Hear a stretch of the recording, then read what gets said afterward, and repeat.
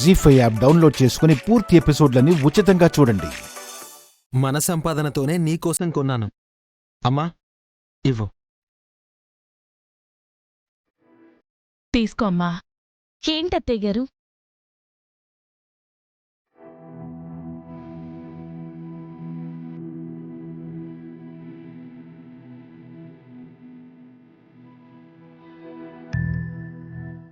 నా కొడుకు నీలాంటి దానికి దక్కడు. ఆ మాటే తప్పని నిరూపిస్తా. నా భర్తని దక్కించుకుంటా. అప్పటి వరకు ఈ తల్లి సన్నిధిలో ఈ పవిత్రమైన మట్టిని తాకిన నా పాదాలు ఇలాగే ఉంటాయి. ఎందుకా అండి నడక ఇబ్బంది లేకుండా ఉండాలి అన్నారు?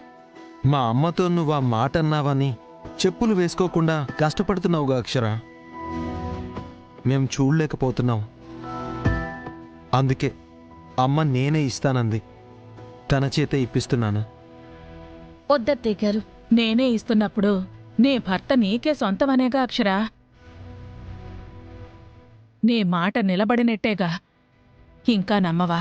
అయ్యో అదేం మాట అత్తయ్య గారు? మరి వద్దు అంటావే?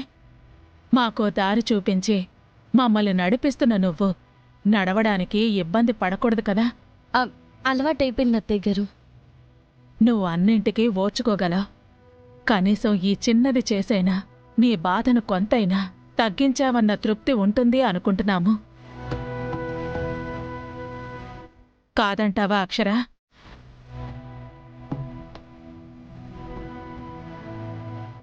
అక్షర ఏం కాదు, వేసుకో.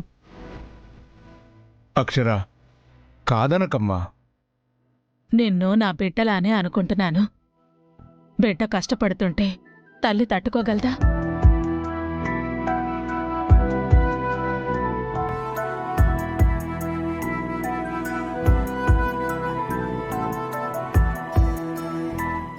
వేసుకో. అయ్యో అత్తయ్య గారు,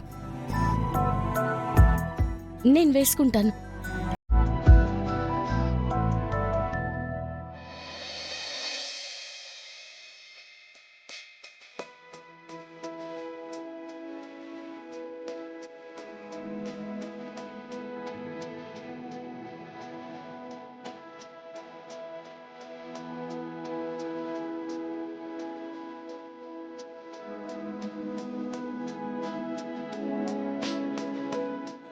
అమ్మయ్యా, ఇప్పుడు నీ పాదాలకి ఏం గుచ్చుకోకుండా కాపాడగలిగానన్న హ్యాపీనెస్ దొరికింది. భోజనం చేద్దామా?